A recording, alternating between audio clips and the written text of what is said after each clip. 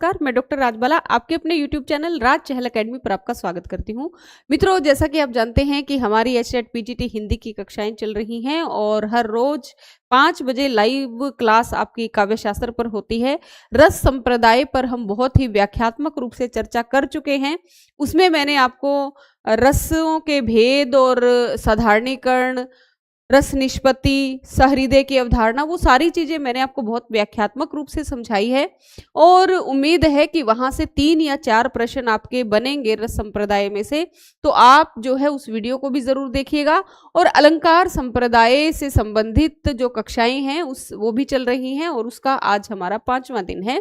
ठीक है, बहुत विस्तार से हर बात को आपको समझाया जा रहा है और उम्मीद है कि आपको हर कक्षा जो है वो मतलब अच्छी लग रही होगी और आपके लिए बहुत उपयोगी ये कक्षाएं जो हैं वो सिद्ध होंगी आने वाले एचटेट के लिए। और आपको पता लग ही गया होगा कि आपका जो एचटेट है वो 30 और 31 मई का होने वाला है। जून या जुलाई के भरोसे आप मत रहिए, अपनी जो है वो पेटियां बांध लीजिए, क्योंकि अब आपको एचटेट की परीक्षा के लिए पूरी तरह से गंभीर रूप से तैयार होकर के मतलब कि एक युद्ध क्षेत्र की जैसी आपके मन के अंदर पूरी दृढ़ता और पूरी इच्छा शक्ति को आप जो है वो दृढ़ कर लीजिए, ताकि अब की बार फतेह जो है वो आपके हिस्से में आए। ठीक है ना।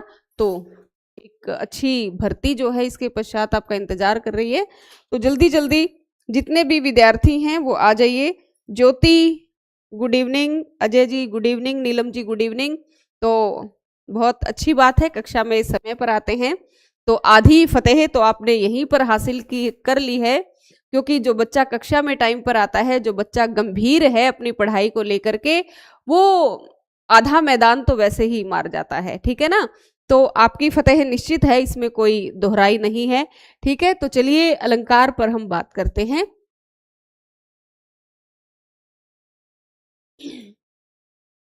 किरण जी स्वागत है आपका, ज्ञानचंद जी स्वागत है। चलिए शुरू करते हैं आज की क्लास।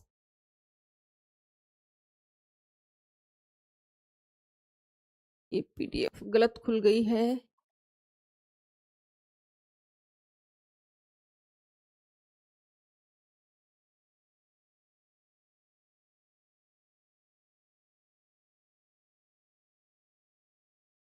चलिए, यहाँ तक हमारी चर्चा हो चुकी थी। हमने बात कर ली है कि अनुप्रास अलंकार क्या है, उसके कितने भेद हैं। ठीक है, बहुत व्याख्यात्मक रूप से हम जो हैं आपके यमक अलंकार और अनुप्रास अलंकार पर चर्चा कर चुके हैं। उम्मीद है कि आपको बहुत अच्छे से समझ में आई होगी। किरण जी कह रही है, ma'am where do you get your education from, कि आपने अपनी शिक्षा कहाँ से प्राप्त की है। बेटा मेरे फोन में ना कमेंट इंग्लिश में चलते हैं, तो अच्छा आप कहाँ से पढ़ते हैं।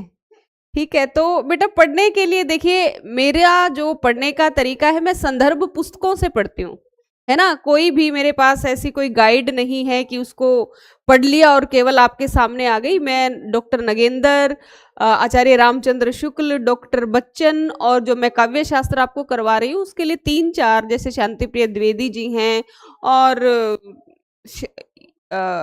क्या नाम है उनका, नाम मैं भूल जाती हूँ। तो 3-4 किताबें हैं, 5-6 भी कह सकते हैं आप। वहां से मैं पूरी तरह से अध्ययन करती हूँ, फिर आपके सामने आती हूँ। कोई एक मुख्य पुस्तक नहीं है जो मैं आपको बता पाऊँ कि मैं वहां से पढ़ती हूँ। ठीक है, तो आपको भी इसी तरह से पढ़ना चाहिए।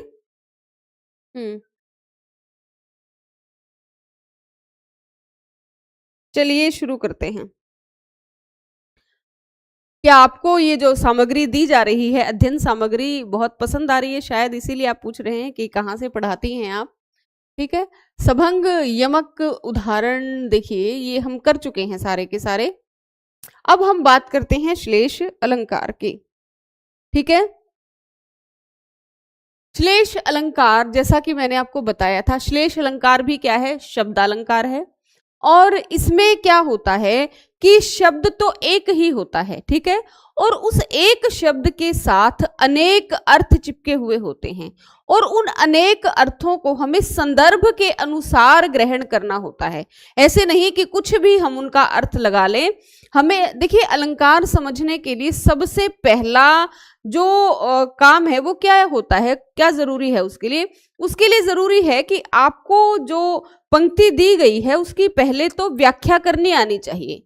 यदि आप व्याख्या कर लेते हैं उस पंक्ति की तो आपको अलंकार समझने में कोई परेशानी नहीं होगी। पहले उसको समझिए, केवल और केवल ऐसे नहीं कि हाँ यहाँ पर सरिस लिखा हुआ है, यहाँ से है, इसकी पहचान ज्यों है, इस तरह से हम काम करेंगे, ऐसा नहीं है। आप जो है थोड़ा सा समझने की कोशिश कीजिए चीजों को, आपको जो है वो अलंकार अपने आप ही पता लग जाएगा कि इसमें कौन सा अलंकार है, ठीक है। श्लेष अलंकार की क्या परिभाषा है? देखिए, श्लेष शब्द श्लिष धातु से बना है। श्लिष्ट का अर्थ है चिपकना, मिलना अथवा संयोग, ठीक है। श्लिष्ट का क्या अर्थ है? चिपकना, मिलना या संयोग, ठीक है। देखिए, इसमें एक शब्द के साथ अनेक अर्थों का संयोग रहता है, अर्थात एक शब्द के साथ अनेक अर्थ लगे रहते हैं।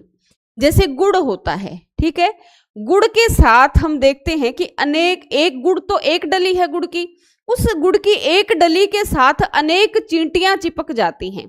तो श्लेष के साथ भी कुछ ऐसा ही है कि एक ही शब्द है, उसके साथ अनेक अर्थ जो हैं वो चिपके हुए रहते हैं, ठीक है। आप लोग जो हैं श्लेष और यमक में मुख्यतः जो है वो भ्रमित रहते हैं कि क्या ये श्लेष है या क्या ये यमक है। देखिए, यमक की आपको ध्यान में रखना होगा, वहां 2 या 2 से अधिक शब्द होते हैं और सबके अलग अलग अर्थ निकलते हैं, लेकिन श्लेष में शब्द एक ही होता है और संदर्भ के अनुसार उस एक शब्द से ही अनेक अर्थ निकलते हैं या चिपके हुए होते हैं। ये बात आपको ध्यान में रखनी होगी, ठीक है।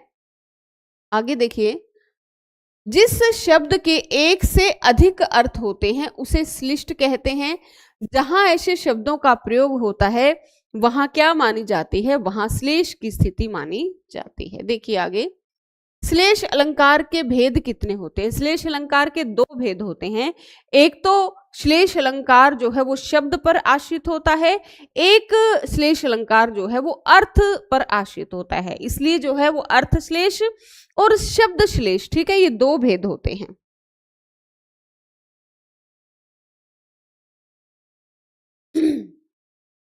शब्द श्लेष और अर्थ श्लेष। जहां श्लेष मूलतः शब्द पर आश्रित रहता है वहां कौन सा श्लेष होता है? शब्द श्लेष होता है। और शब्द श्लेष में यदि श्लिष्ट पदों के स्थान पर अन्य समानार्थक पद रख दिए जाएं तो वहां शब्द श्लेष की अलंकारिकता नष्ट हो जाती है। जैसे यमक अलंकार में होता है। यमक अलंकार में क्या होता है कि यदि जो यमक अलंकार के अंदर जो शब्द दिया हुआ है उस शब्द के स्थान पर यदि कोई उसका पर्यायवाची रख दिया जाए तो उस अलंकार की जो चमत्कारिता है, जो चारुता है, वो नष्ट हो जाती है। वैसा ही किसमें होता है? श्लेष अलंकार में होता है।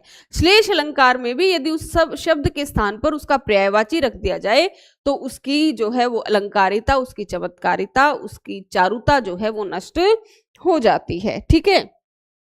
देखिए, यहाँ एक चीज जो है ये आपको बहुत ध्यान में रखनी होगी, क्योंकि आपका जो प्रश्न है वो एचटेट में यहां से भी बन सकता है। असंगत में ये चीज आपसे पूछी जा सकती है। नोट कर लो, क्योंकि मैं नोट कर रही हूं कि जहां से मैं आपको बता रही हूं कि यहां से प्रश्न बन सकता है तो वो एचटेट में उस तरीके से प्रश्न बना हुआ है। जैसे मैंने आपको 3 प्रश्न पत्र जो है वो एचटेट के हल करवा दिए हैं। 2024, 23, 22 और 21 4 प्रश्न पत्र हम हल कर चुके हैं, ठीक है। और उनमें मैंने पूरा विश्लेषण करके मैं देख चुकी हूं कि जो पेपर बन रहा है वो इसी तरीके से बन रहा है, यानी कि चीजों को क्या कर दिया जाता है, उल्टा कर दिया जाता है और आप भ्रम की स्थिति में वहां पर रहते हैं। ये था या ये था, संशय की स्थिति वहां होती है। तो आपको बिल्कुल भी संशित नहीं होना है। आपको हर बात जो है वो पूरी तरह से क्लियर होनी चाहिए, तभी आप उसका उत्तर दे सकते हैं। ये जो मैं आपको बता रही हूं यहां से प्रश्न बनने की पूरी संभावना है, इसको नोट कर लीजिए। नीतू शर्मा पूछ रही है, मैम आप कहां से हो? अंदाजा लगाइए मैं कहां से हो सकती हूं। शब्द श्लेष में यदि श्लिष्ट पदों के स्थान पर अन्य समानार्थक पद रख दिए जाएं तो वहां शब्द श्लेष की अलंकारिता जो है वो नष्ट हो जाती है। अर्थात जहां शब्द, देखिए ये चीज महत्वपूर्ण है, इसको आप लोग जो है वो नोट कर लो। मोस्ट मोस्ट मोस्ट इंपोर्टेंट, आपके पेपर में हो सकता है अब की बार ये लाइन आपको देखने को मिले। कैसे? हिसार अंदाजा लगा रहे हैं, और कोई अंदाजा लगाइए मैं कहां से हूं। चलिए, अर्थात जहां शब्द परिवृत्ति सहिष्णु तव नहीं रहता वहां शब्द श्लेष होता है। देखिए, शब्द परिवर्तन सहिष्णु तव, कि जहां शब्द के परिवर्तन का स्वीकार नहीं है वहां क्या है, वहां शब्द श्लेष है। आई बात ध्यान में? शब्द परिवर्तन, शब्द जो है वो परिवर्ती सहिष्णुत्व नहीं होता। किसमें? शब्द श्लेष में। ये लाइन आपके पेपर में यूं की यूं आ सकती है, आप इसको ध्यान में रखेंगे। देखिए अगले में क्या है,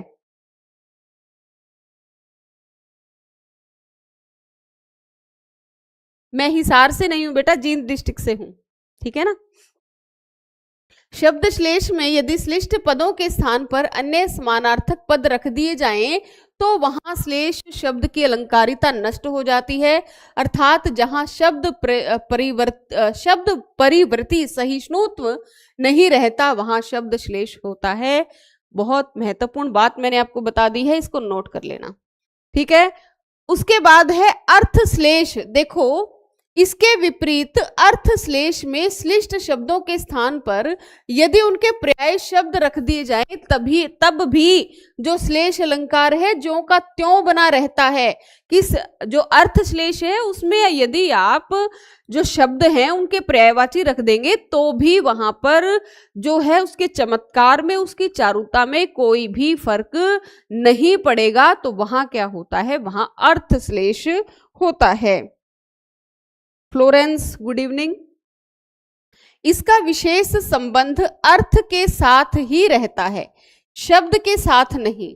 शब्द परिवर्ती सहिष्णुत्व ही अर्थ श्लेष की पहचान मानी जाती है। देखिए यहां ये उल्टा हो सकता है, वो आपको उल्टा करके इस तरह से दे सकता है कि शब्द परिवर्ती सहिष्णुत्व नहीं होता। किसमें? जो है वो कहेगा कि अर्थ में जो है वो शब्द परिवर्ती सहिष्णुत्व होता है और जो शब्द श्लेष है उसमें होता है और अर्थ में नहीं होता। इस तरह से मतलब उल्टा करके वो आपको दे देगा और आप जो है वो वही कंफ्यूज हो जाएंगे। बहुत से बच्चों को तो ये भी नहीं पता होगा कि ये शब्द, ये श्लेष अलंकार तो सुना था भाई, ये जो है ये परिवर्ती सहिष्णुत्व ये तो नया ही शब्द आया है, ये कहाँ से आ गया, इसका हम क्या करें। तो आप भाग्यशाली हैं जो आपको ये चीजें यहाँ पता लग रही हैं, क्योंकि आप उनसे बहुत आगे निकल जाएंगे जिनको ये बात पता नहीं होगी, ठीक है। तो ये चीज जो है वो आ सकता है पेपर में। ज्ञानचंद जी कह रहे हैं क्या 30-31 को एचटेट होगा। देखिए बेटा, मैं बिल्कुल ये तो नहीं कह सकती, लेकिन मैं बार बार आपको पहले भी कह रही थी कि मई में आपका एचटेट संभावित है। आप मई को अपना मतलब एचटेट होगा इस बात को मान करके तैयारी कीजिए। और जो है वो चेयरमैन साहब का कल बयान भी आया है, आज अखबारों में भी न्यूज आई हुई है कि 30 और 31 मई को आपका एचटेट हो सकता है। और हो सकता है क्योंकि जून में होगा नहीं, ठीक है। और उसके पश्चात जो 2026 वाला एचटेट है उसको करवाने का भी पूरा दबाव जो है वो जो है भिवानी बोर्ड के ऊपर है। तो इस कारण से संभावना है कि आपका एचटेट का पेपर जो है वो मई में हो, ठीक है। 30-31 मई को हो सकता है।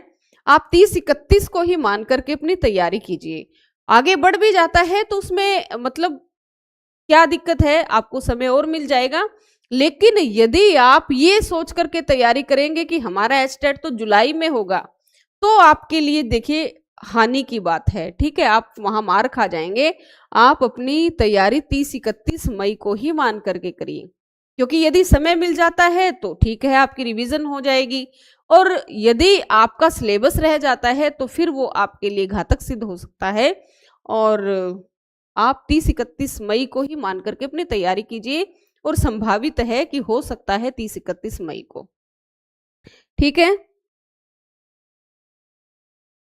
चलिए इसका विशेष संबंध, ये देखिए, ये चीज बहुत आपके लिए महत्वपूर्ण है, इसको आप नोट कर लेना। ठीक है, इस प्रकार जहां अभिधा के द्वारा एक शब्द से अनेक अर्थों की प्रतीति हो, वहां श्लेष अलंकार है। अभंग और सभंग नाम से इसके दो भेद होते हैं। जहां अभिधा के द्वारा एक शब्द से अनेक अर्थों की प्रतीति हो, वहां श्लेष अलंकार होता है। मतलब अर्थ की प्रतीति भी किसके माध्यम से हो रही है? अभिधा के माध्यम से हो रही है। ये बात भी आपको क्या करनी है? नोट करनी है। अर्थ की प्राप्ति भी कहां से हो रही है? अभिधा के द्वारा हो रही है। यानी ऐसा नहीं है कि लक्षणा या व्यंजना के द्वारा जो है वो अर्थ की प्राप्ति हो रही है। किसके माध्यम से हो रही है? अभिधा के माध्यम से हो रही है। ये बात भी आप नोट करेंगे। ठीक है, आ गई होगी बात समझ में। अब देखिए अभंग श्लेष क्या है। अभंग श्लेष अभंग, जहां जो है वो टुकड़े नहीं हो रहे हैं। अभंग, जहां भंग नहीं हो रहा है, जहां टुकड़े नहीं हो रहे हैं, वहां कौन सा अलंकार है? वहां अभंग श्लेष है। ठीक है, देखिए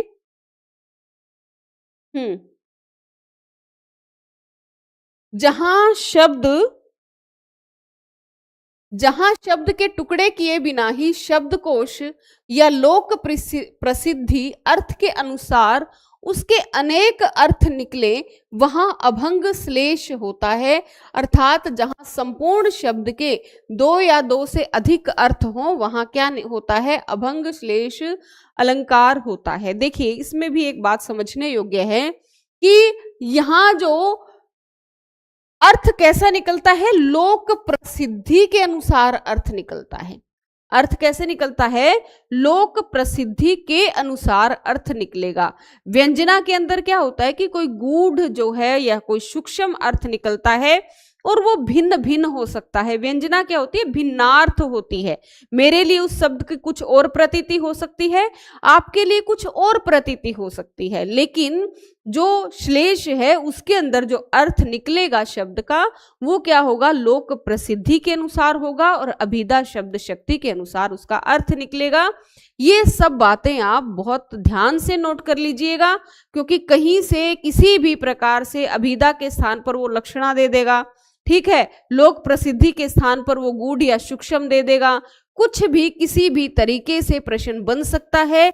तो आपको हर चीज की जो है वो सही जानकारी होनी चाहिए, तभी आप प्रश्नों के हल कर सकते हैं, जिस तरह से आजकल एचटेट में प्रश्न आ रहे हैं। ठीक है, हाँ जी, ये बात आपको समझ में आ गई होगी। आगे देखिए अभंग श्लेष का उदाहरण देखिए। देखिए रहीम का ये उदाहरण है, बहुत प्रसिद्ध उदाहरण है श्लेष अलंकार का, कि रहीमन पानी राखिए बिन पानी सब सून, पानी गए न उबरे मोती मानुस चून। देखिए रहीमन पानी राखिए बिन पानी सब सून, पानी गए न उबरे मोती मानुस चून। ठीक है, तो यहां जो पानी है, उस पानी के संदर्भ के अनुसार तीन अर्थ निकल रहे हैं। यहां ये जो पानी है, ठीक है, बिन पानी सब सून, ठीक है, तो यहां अलग अलग अर्थ निकल रहा है। तो यहां पर कौन सा अलंकार है? यहां पर श्लेष अलंकार है। पानी शब्द के तीन अर्थ निकल रहे हैं, मोती, मानुस और चून। ठीक है, यहाँ पानी जो है वो श्लिष्ट पद का अर्थ जो है वो मोती के अर्थ में चमक है, मानुस के अर्थ में क्या है? मनुष्य है, और जो है वो चून के अर्थ में आटा के संदर्भ में जल से है। कि जो अगर पानी ना हो, मनुष्य की इज्जत ना हो समाज में, तो उसके पास कितना ही धन धान्य रहे, उसका कोई भी मतलब कि औचित्य नहीं है। ठीक है, और यदि मनुष्य के पास मोती है, मोती की यदि चमक चली गई तो उसका भी कोई मतलब नहीं रह जाता। चून है, आटा तो है लेकिन पानी नहीं है, तो उसकी रोटी कैसे बनेगी? तो उस आटे का भी कोई अस्तित्व नहीं है, क्योंकि पानी में भिगोने के पश्चात ही उसके अनेक प्रकार के व्यंजन बनते हैं। तो इस तरह से यहाँ पर क्या है, इसके अनेक अर्थ निकल रहे हैं। अगला देखिए, अभंग श्लेष का उदाहरण है, और ये दोहा किसका है? बिहारी दास का है। वो क्या कहते हैं? मेरी भव बाधा हरो राधा नागरी सोई, जा तन की झाई परत श्याम हरित दुति होई। तो यहां पर कौन सा अलंकार है? यहां पर अभंग श्लेष है। यहां पर कौन सा है?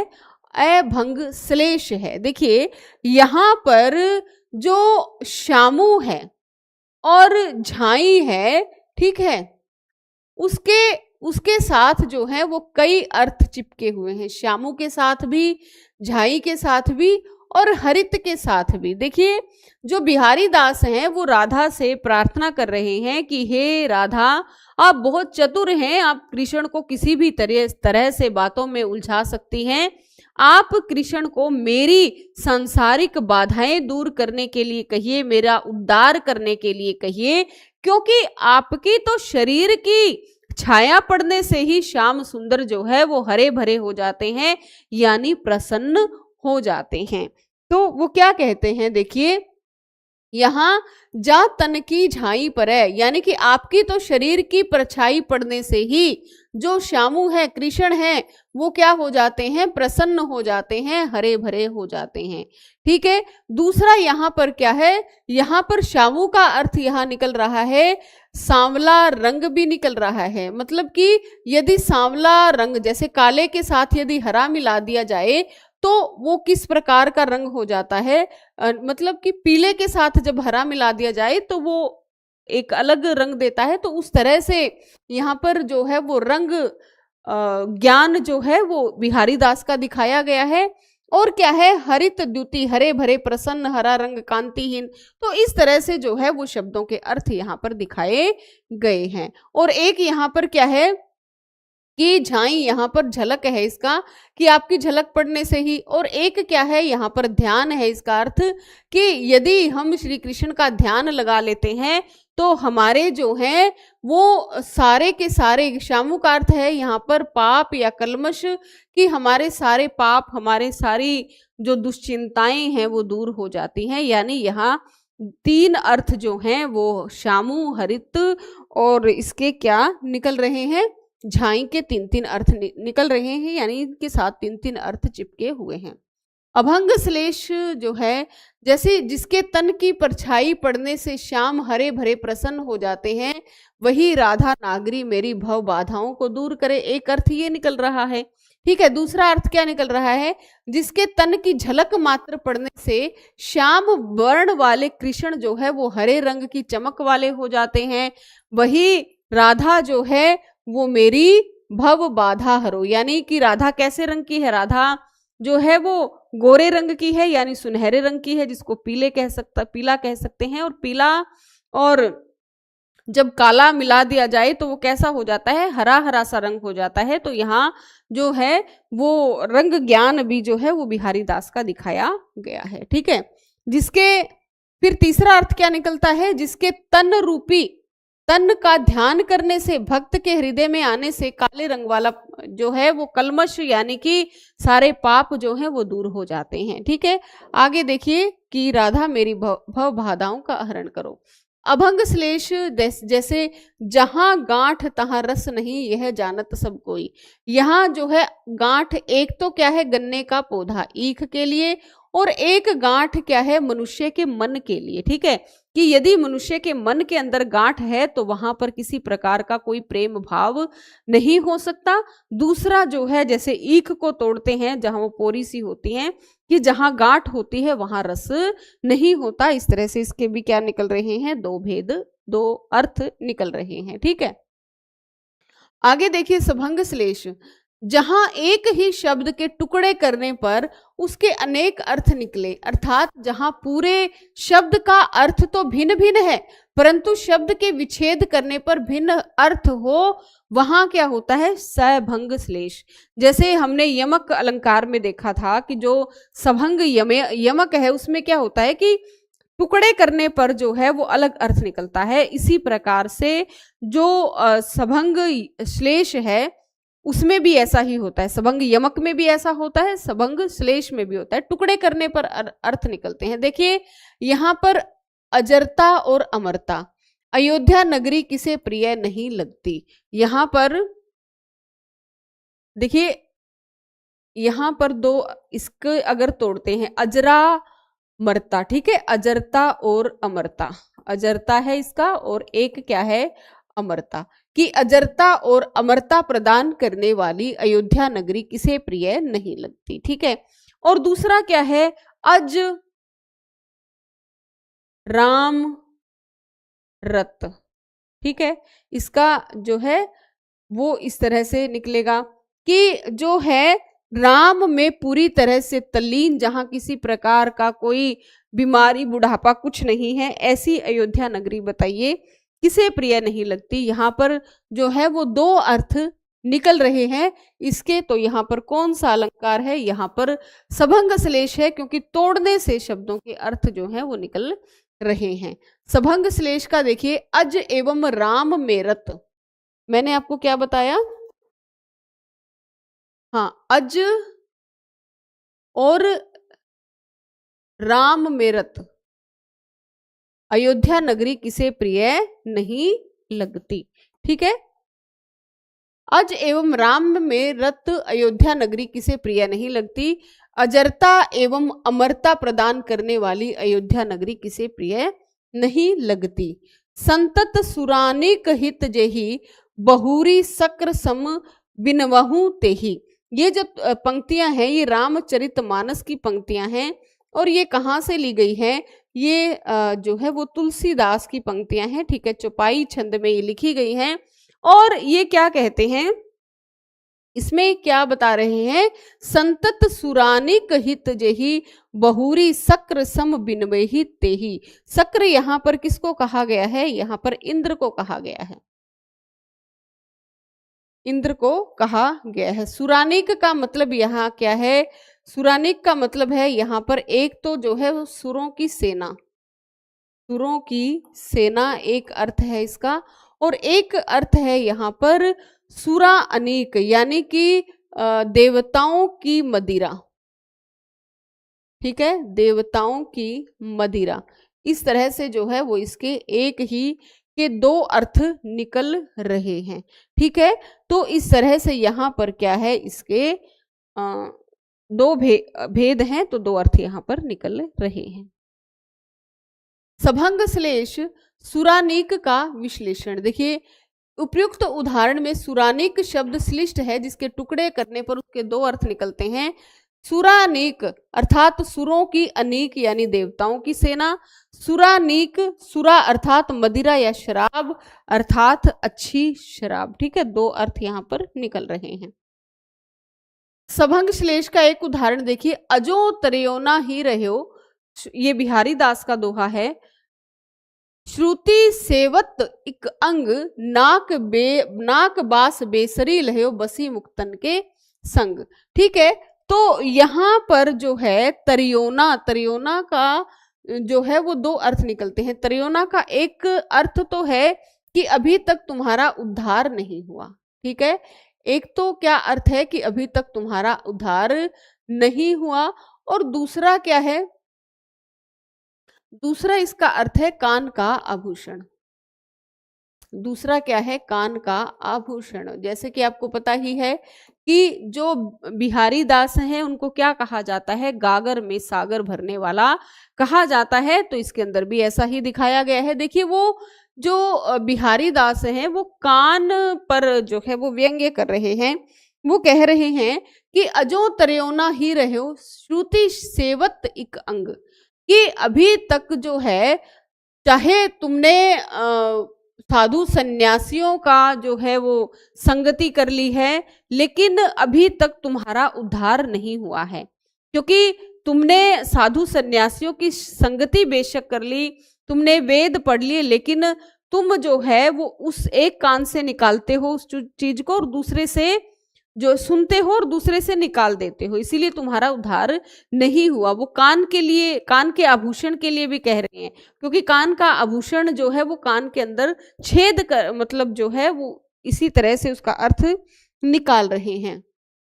ठीक है, इसी तरह वो फिर नाक के मोती की बात कर रहे हैं, बसी मुक्तन के संग, क्योंकि नाक का जो मोती है, जैसे ये त्रियोना तो किसके साथ रह रहा है, छेद के साथ रह रहा है। ठीक है, मतलब इसमें बड़े बड़े छेद हैं, निकल जाते हैं, जो कान की बात है वो कह रहे हैं कि, और जो नाक का मोती है वो जो है वो किसके साथ नाक किसके साथ रह रही है, मोतियों के साथ रह रही है, तो इसका ऊंचा स्थान है। तो इस तरह से जो है वो मतलब जो है वो अर्थ निकाल रहे हैं।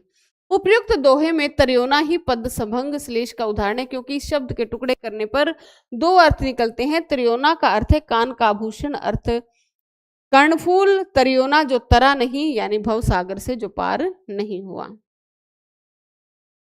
अब सभंग श्लेष है, जैसे चिर जीवो जोरी जुरे, बहुत प्रसिद्ध उदाहरण है। क्यों न स्नेह गंभीर, को घटी ए वृष भानुजा, वे हलदर के वीर।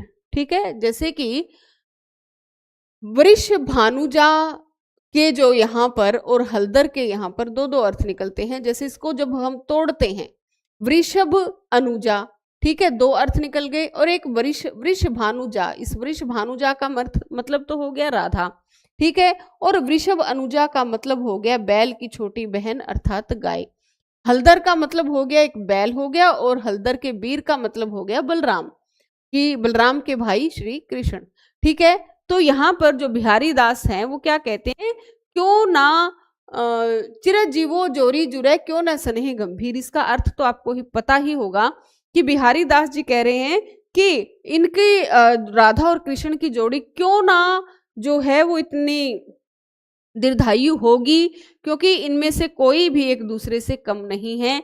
एक तो क्या है, एक तो वृष भानुजा है, यानी कि वृष भानु की पुत्री राधा है, और दूसरे हलदर के वीर श्री कृष्ण है। दूसरा जो है वो ये कहते हैं कि इनमें से कोई भी कम नहीं है, एक बैल है और दूसरा गाय है। तो इस तरह से इसका अर्थ निकलता है। तो दो अर्थ चिपके हुए हैं, तो यहाँ पर क्या है, श्लेष अलंकार है। देखिए अगला जो है वो संदेह है, और एक अलंकार होता है भ्रांतिमान। ठीक है, जैसे श्लेष और यमक के अंदर बहुत भ्रम की स्थिति बनी रहती है, उसी प्रकार संदेह और भ्रांतिमान जो अलंकार है इनमें भी भ्रम की स्थिति बनी रहती है। चलिए आज इसको समझने का हम पूरा पूरा प्रयास करेंगे।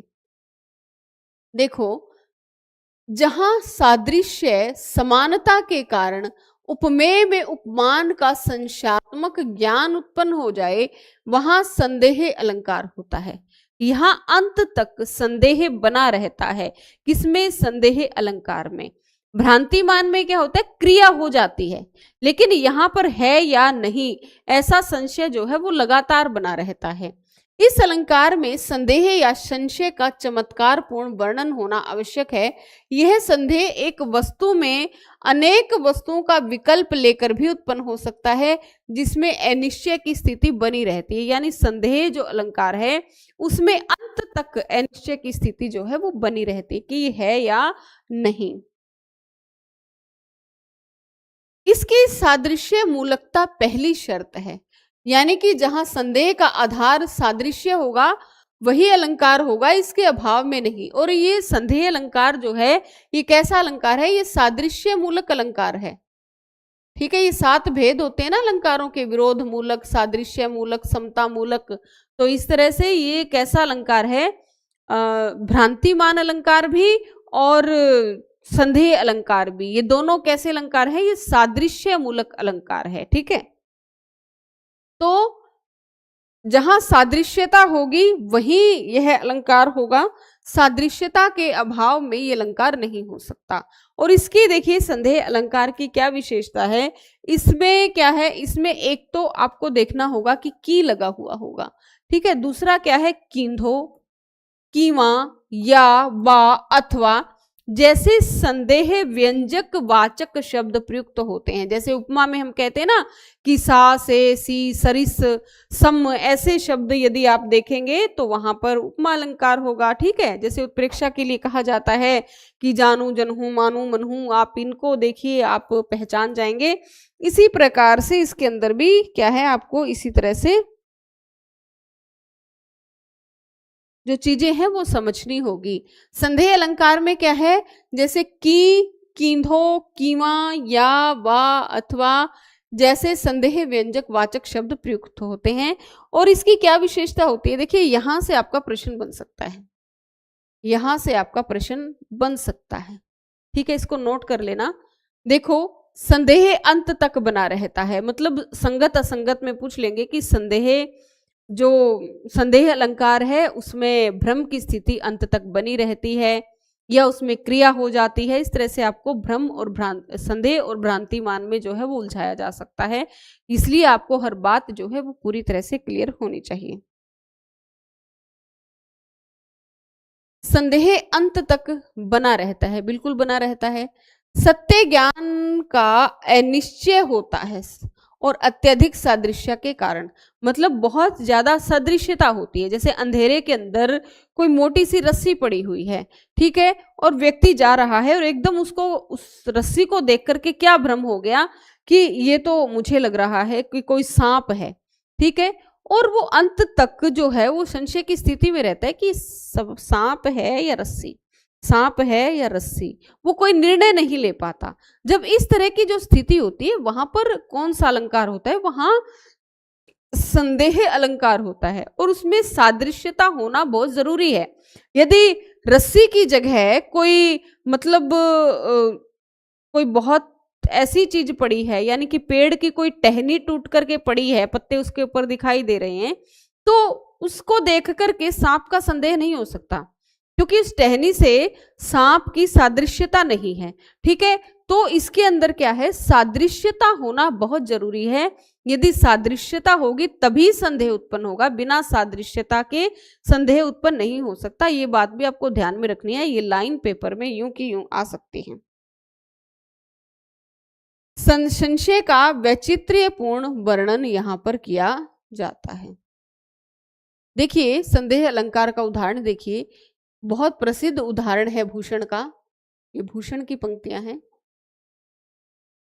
सारी बिच नारी है कि नारी बिच सारी है, सारी ही की नारी है कि नारी ही की सारी है ना, कि साड़ी की नारी बनी हुई है या नारी की, जो नारी में ही साड़ी समाहित है, कि सारी ही की नारी है कि नारी ही की साड़ी है, कि नारी की साड़ी है या साड़ी की नारी है, नाड़ी के बीच साड़ी के बीच में नारी है या नारी के बीच में साड़ी है, अंत तक जो है वो संदेह की स्थिति बनी रहती है। ये क्या प्रसंग है, जब द्रौपदी का चीरहरण किया जाता है तो जो है वो दुशासन जब उसकी साड़ी को खींचता है तो लगातार खींचता ही रहता है।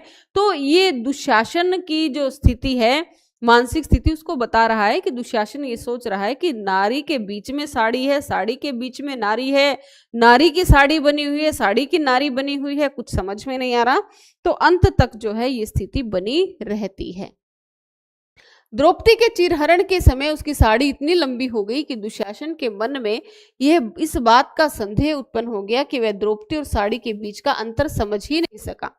वह सोचने लगा कि साड़ी के बीच नारी द्रौपदी है या नारी के बीच नारी के बीच साड़ी है, साड़ी की बनी हुई या नारी साड़ी से निर्मित है। ठीक है, ये बात आपको समझ में आ ही गई होगी। चमकत केंधो सुर सरजा दुधारा किंधो, शहर सतारा को सतारा चमकत है। देखिए यहाँ पर किंधो आ गया, ठीक है, यहाँ पर केंधो आ गया। तो इस तरह से ये जो शब्द हैं इनके माध्यम से आप समझ सकते हैं। नारी बीच सारी है कि सारी बीच नारी, ठीक है, यहाँ पर की आ गया। ठीक है, तो इसके माध्यम से आप समझ सकते हैं कि यहाँ कौन सा अलंकार है, यहाँ संदेह अलंकार है। देखिए एक तो क्या है, आपको मैंने आपको बताया ये कि अलंकार को समझने के लिए आपको पहले अर्थ करना होगा, तभी आप समझ पाएंगे। हाँ, ये तो वही बात हुई कि सड़क में गड्ढे है या गड्ढे में सड़क है। हाँ जी। ठीक है। संदेह अलंकार चमकत कैंधो सुर सर्जा दुधारा किंधो शहर सतारा को सितारा चमकत है। ठीक है, यहाँ पर जो है चमकत कैंधो सुर सर्जा दुधारा किंधो, देखिए यहाँ पर ये जो केशव दास की पंक्तियां हैं, ये केशव दास की रामचंद्रिका में से ये पंक्तियां ली गई हैं। और इसमें क्या कहा गया है, जैसे कि जब हनुमान जी जो हैं उसकी उनकी पूंछ में आग लगा दी गई थी, तो उस पूंछ में आग लगाने का वर्णन जो है वो केशव दास कर रहे हैं कि जो लोग हैं वो भ्रांति में पड़ गए थे कि तलवार चमक रही है या सूरज चमक रहा है। लोग जो संशय की स्थिति वहां पर बनी हुई है कि चमकत कैंधो सुर सर्जा दुधारा किंदो, कि सुर मतलब यहाँ पर सूर मतलब चांद चमक सॉरी सूर्य चमक रहा है, या फिर दुधारा यानी कि तलवार चमक रही है। क्या चमक रहा है, यानी कि संशय की जो स्थिति है वो लगातार बनी हुई है। शहर सतारा को सितारा चमकत है, या फिर जो सतारा शहर है उसका सितारा चमक रहा है, यानी कि संशय की स्थिति लगातार बनी हुई है। भ्रांतिमान अलंकार, देखिए सादृश्य मूलक अलंकार है ये भी। संदेह अलंकार भी कैसा है, सादृश्य मूलक अलंकार है। भ्रांतिमान भी कैसा है, सादृश्य मूलक अलंकार है। यहां से भी जो है वो प्रश्न बन सकता है कि आपको कहा जा सकता है कि जो भ्रांतिमान है और संदेह अलंकार है ये कैसे अलंकार है, तो आपको जो है ध्यान में रखना है ये सादृश्य मूलक अलंकार है, विरोधी मूलक अलंकार नहीं है। ठीक है। भ्रम पूर्ण ज्ञान, ठीक है, एक भ्रम है और एक संदेह है, दोनों में अंतर है। जहां गुण और धर्म आदि के सादृश्य के कारण उपमेय और उपमान समझ लिया जाता है वहां भ्रांतिमान अलंकार होता है। ठीक है, इसमें अंतर यह है कि संदेह में तो संशय की स्थिति लगातार बनी रहती है लेकिन वहां कोई निर्णय नहीं हो पाता, और जो भ्रांतिमान अलंकार है वहां संदेह तो बना हुआ है लेकिन उस संदेह के साथ साथ क्रिया भी हो रही है। ठीक है, यहाँ क्रिया होती है वहां क्रिया नहीं होती है, ये बात आप ध्यान में रखेंगे। यानी कि जैसे सांप है, यदि अंधेरे में सांप या रस्सी दिख गई उसको सांप मान करके यदि व्यक्ति भाग जाता है तो वहां तो क्या है, वहां भ्रांतिमान अलंकार है। ठीक है, यदि वो लास्ट तक इस स्थिति में रहता है कि सांप है या रस्सी, सांप है या रस्सी, तो वहां संदेह अलंकार है। इस बात से आप इसको समझ सकते हैं। जैसे एक बिहारी का दोहा है कि देखिए यहाँ पर वो है कि पाए महावर देन को नाइन बैठी आए, महावरी जान के फिरी फिरी मिटती जाए, है ना, इस तरह से है, मुझे अब सही ध्यान में नहीं आ रहा ये।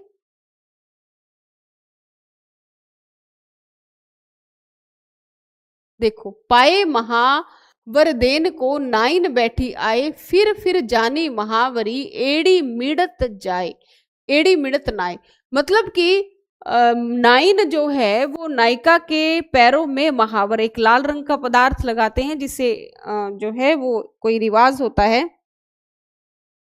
तो पाए महावर देन को नाइन बैठी आए, कि जो महावर देने के लिए जो नाइन है वो नायिका के पैरों में लाल रंग का आलता लगाने के लिए वो आई हुई है, लेकिन जो नायिका के पैर हैं, एड़ियां हैं, वो पहले से ही इतनी लाल हैं कि जो नाइन है उसको भ्रम हो जाता है कि इसमें तो पहले से ही महावर लगा हुआ है, और उस भ्रम के कारण वो क्रिया भी करती है, यानी कि बार बार उन एड़ियों को जो है वो रगड़ती जा रही है कि पहले वाला उतार दूं उसके बाद दूसरा लगाऊं।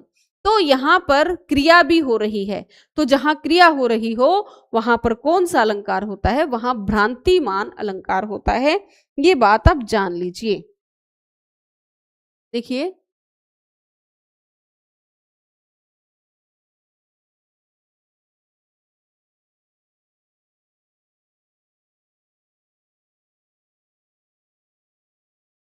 यह भ्रम एक प्रकार की निश्चयात्मक ज्ञान लगने लगता है जो तत्वतः अज्ञान है, किंतु उसमें संदेह की अनिश्चितता नहीं होती। देखिए, यहाँ अनिश्चितता नहीं होती, संदेह में तो अनिश्चितता बनी रहती है लगातार, लेकिन यहाँ जो है वो ब्रह्मपूर्ण ज्ञान उसको हो जाता है, ज्ञान हो जाता है, किसमें, भ्रांतिमान में संदेह में ज्ञान नहीं होता, वो लगातार जो है वो भ्रम की स्थिति बनी हुई है। भ्रांतिमान की विशेषता क्या है? देखिए, जब किसी पदार्थ को देखकर हम उसके समान गुणों या विशेषताओं वाले किसी अन्य पदार्थ को उसके रूप में मान लेते हैं तो वहां भ्रांतिमान अलंकार होता है। जैसे कपि करी हृदय विचारी दिन है मुद्रिका डारी तब, जानी अशोक अंगार सिय हर्षि उठी कर गहेऊ। कपि करी हृदय विचारी दिन है मुद्रिका डारी तब, कि जैसे यहाँ पर अशोक वाटिका का प्रसंग है और ये भी क्या है आपके रामचरितमानस से लिया गया है कि जब हनुमान जो है वो राम का संदेश लेकर के कहाँ जाते हैं, सीता के पास जाते हैं। ठीक है, और कपि करी हृदय विचारी मतलब हनुमान जो है वो अपने हृदय में विचार कर रहे हैं, दिनी मुद्रिका डारी तब, और वो राम की मुद्रिका को जो जहां सीता बैठी है वहां पर डाल देते हैं। रेखा रानी, नमस्कार जी। जानी अशोक अंगार सिए हर्षी उठी कर गेहू, यानी कि जो सीता है उसके मन में क्या है, वो अपनी आत्महत्या करना चाहती है। वो चाहती है कि मतलब कि जो रावण है वो मेरा मतलब कि संहार करके लेकर आए हैं और मेरी आबरू पर जो है वो पूरी तरह से मतलब कभी भी किसी भी तरीके से सीता जो है वो पूरी तरह से अपने आप को सुरक्षित रखने के लिए कि मैं अपनी इज्जत को बचा पाऊं, तो इसलिए वो जो है क्योंकि उसको लग रहा था कि शायद राम उसे नहीं बचा पाएंगे, तो वो अशोक का अंगार जानकर के सीता जो है वो बहुत मतलब हर्षित हो जाती है और उसे अपने हाथ में उठा लेती है। तो यहाँ पर संशय तो है, लेकिन संशय के साथ क्या हो गई है, क्रिया भी हो गई है। तो यहाँ पर कौन सा अलंकार है, यहाँ पर रमक यमक अलंकार है। नमस्कार रेखा रानी जी। तो देखिए, उपयुक्त सोरठा में महाकवि तुलसीदास जी ने इस बात का निरूपण किया है कि जब वाटिका में पेड़ पर बैठे हनुमान जी ने राम की मुद्रिका नीचे गिराई तो सीता जी ने अशोक वृक्ष से गिरा हुआ अंगार समझ करके उसे उठा लिया। ठीक है, मुद्रिका उपमेय को ब्रह्मवश अंगार समझने का निश्चय हुआ है, तो यहाँ पर क्या है, भ्रांतिमान अलंकार है।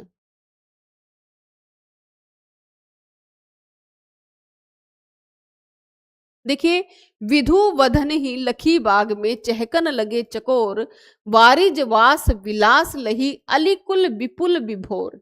यहाँ क्या है कि चंद्रमुखी के मुख को देख करके चकोरी के उसको उसमें क्या है चंद्रमा का भ्रम हुआ, और उसमें कमल की सुगंध पा करके जो भोरों का समूह है वो आनंद विभोर हो गया। और इसमें उपमेय मुख और सुवास में उपमानो चंद्रमा तथा कमल गंध की भ्रांति उत्पन्न करने वाला है, अतः यहाँ भ्रांतिमान अलंकार है। देखिए, चंद्रमुखी मुख को देखकर चकोरी को उसमें चंद्रमा का भ्रम हुआ और सुगंध पाकर जो भोरों का समूह है वो आनंद विभोर हो गया। तो यहाँ पर क्या हो गया, दोनों ही जगह पर क्या हो रही है, क्रिया हो रही है। चहकन लगे चकोर, यानी कि चकोर तो चहकने लग जाते हैं। ठीक है, वारिज वास विलास लही अलिकुल विपुल विभोर, जो अलियों जो भ्रमर है वो भी जो है वो गुंजार करने लग जाते हैं, खुशबू मतलब कि ऐसा सोच करके। ठीक है, तो यहाँ पर इस तरह से जब क्रिया हो जाती है तो भ्रांतिमान अलंकार है, और जब क्रिया नहीं होती लगातार संदेह बना रहता है तो वहां कौन सा अलंकार है, वहां संदेह अलंकार है। ठीक है, यहाँ से देखिए ये इतने सारे उदाहरण दिए हुए हैं, तो इन्हीं उदाहरणों में से मुझे लगता है कि कोई ना कोई आपके पेपर में आपको मिल जाएगा। ठीक है, यदि उदाहरण पूछेगा तो लगभग जो है वो प्रसिद्ध प्रसिद्ध उदाहरण जो थे वो यहाँ शामिल कर लिए गए हैं।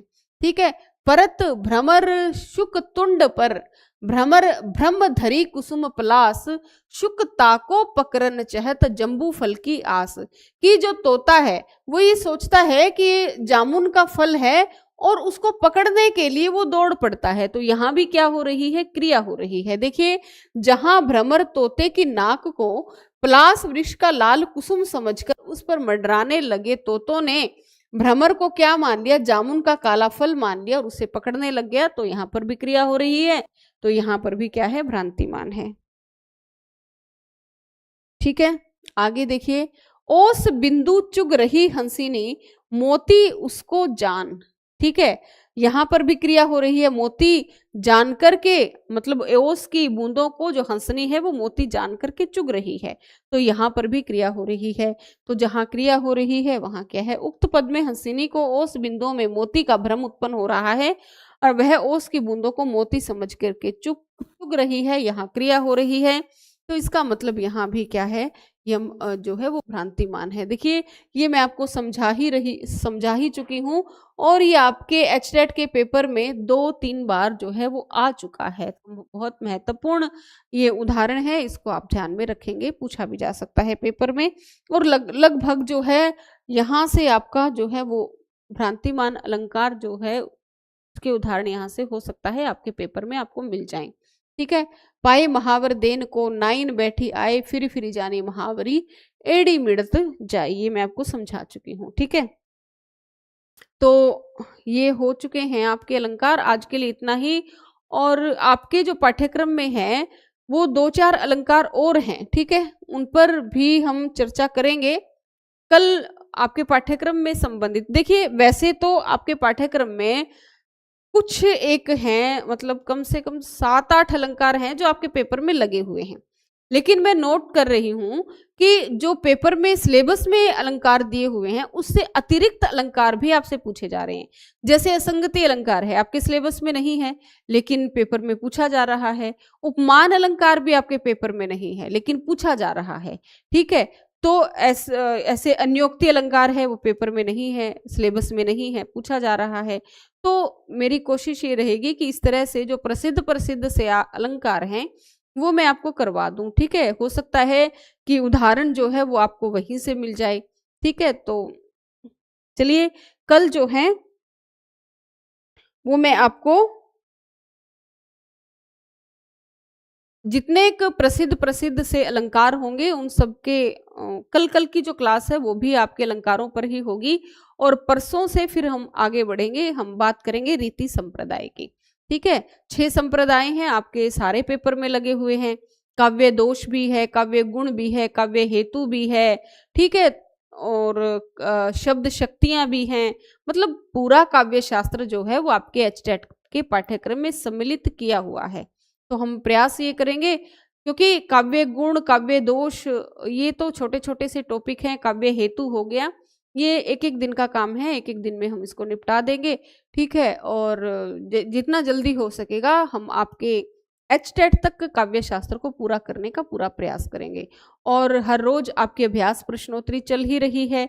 इधर से आपको सुबह 8 बजे जो लाइव रिकॉर्डेड क्लास है उसमें आपके पाठ्यक्रम से संबंधित जितनी भी रचनाएं हैं वो सारी की सारी रचनाएं भी मिल रही हैं, और उससे संबंधित जो अ, रचनाकार है उसके बारे में व्याख्यात्मक रूप से आपको चीजें मिल रही हैं। तो जितना मेरे से संभव हो सकेगा मैं पूरा प्रयास करूंगी कि आपकी एचटेट की तैयारी जो है वो बेहतर तरीके से हो। ठीक है, और रिवीजन आपकी एक बहुत अच्छी हो रही है जब हम अभ्यास प्रश्नोत्तरी कर रही हैं। और मैं नोट कर रही हूँ कि अनायास ही जो प्रश्न जो है विश्लेषण करते समय उनसे निकल रहे हैं, वहां से आपके प्रश्न भी बन रहे हैं।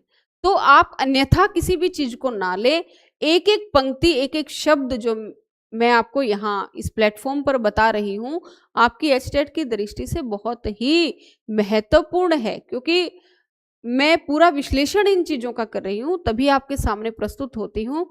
और वहां से प्रश्न आपको देखने को मिलेंगे एचटेट के पेपर में, और ईश्वर की कृपा हुई तो हो सकता है कि सारा का सारा जो 60 नंबर का, क्योंकि व्याकरण मैं करवाऊं आपको, देखिए इतना समय नहीं है मेरे पास, मैं चाहूं तो अब एक बार सिलेबस और बता दो मैम। ठीक है, मैं अभी आपको सिलेबस भी बता देती हूँ। ठीक है, तो जितना मेरे से हो सकेगा बेटा मैं पूरा सहयोग करने की आपकी कोशिश करूंगी, और ईश्वर ने चाहा तो अब की बार आपका एचटेट क्लियर हो ही जाएगा। ठीक है, जुड़े रहिए आप लगातार, निसंकोच होकर के अपनी तैयारी कीजिए।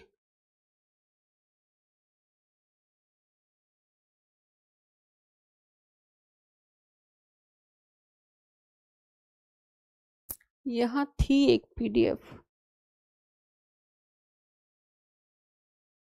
शायद वो डिलीट हो गई है। ठीक है, आपके पाठ्यक्रम की पीडीएफ थी। चलिए, यहाँ तो नहीं है।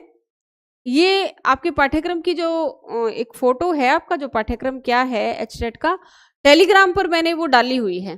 ठीक है, तो आप टेलीग्राम पर जा करके वो देख सकते हैं कि आपका सिलेबस क्या है, कौन कौन से आपके सिलेबस के अंदर जो है वो छंद लगे हुए हैं, कौन से अलंकार लगे हुए हैं, काव्य शास्त्र कौन सा है, कौन कौन सी पुस्तकें लगी हुई हैं, और भाषा विज्ञान भी है, व्याकरण भी है। वैसे तो कुछ छोड़ा ही नहीं है, देखिए सब कुछ दिया हुआ है।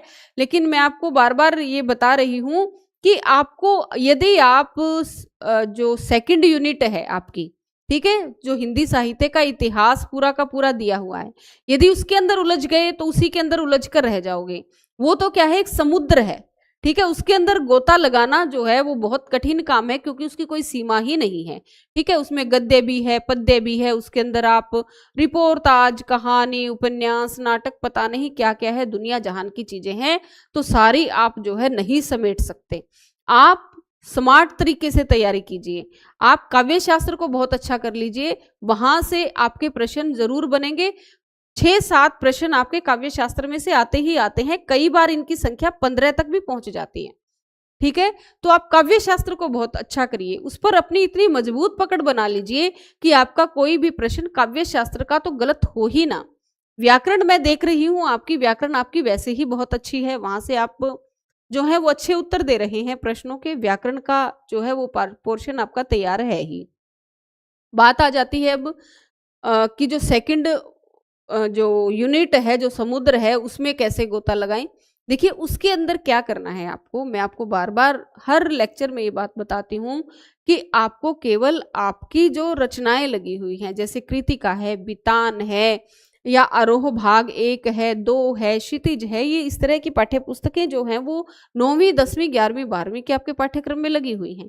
ठीक है, इन पाठ्यक्रमों के जो इन पाठ्य पुस्तकों में जो रचनाएं हैं, उनके जो रचनाकार हैं, जैसे रघुवीर सहाय है, शमशेर बहादुर सिंह है, तुलसीदास है, कबीरदास है, मीराबाई है, इन्हीं को केवल व्याख्यात्मक रूप से आप तैयार कर लीजिए, पूरी गहराई से उसको तैयार कर लीजिए। वहां से एक भी प्रश्न नहीं छूटना चाहिए आपका, कि जैसे रघुवीर सहाय है, उनके कौन कौन से जो है मतलब काव्य संग्रह है, कौन कौन से कहानी संग्रह है उनके, कब उनको साहित्य अकादमी पुरस्कार मिला।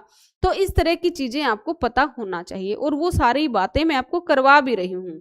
सुबह जो 8 बजे रिकॉर्डेड क्लास आपको मिलती है वो इसी संबंध में होती है, तो वो देख लेंगे तो आपको और कहीं जाने की जरूरत भी नहीं है, ऐसा मैं आपको कह रही हूँ। और आप विश्वास करके जो है, जिस तरीके से मैं आपको बता रही हूँ, आप एचटेट की तैयारी कर लीजिए, आपका एचटेट होने से कोई नहीं रोक सकता।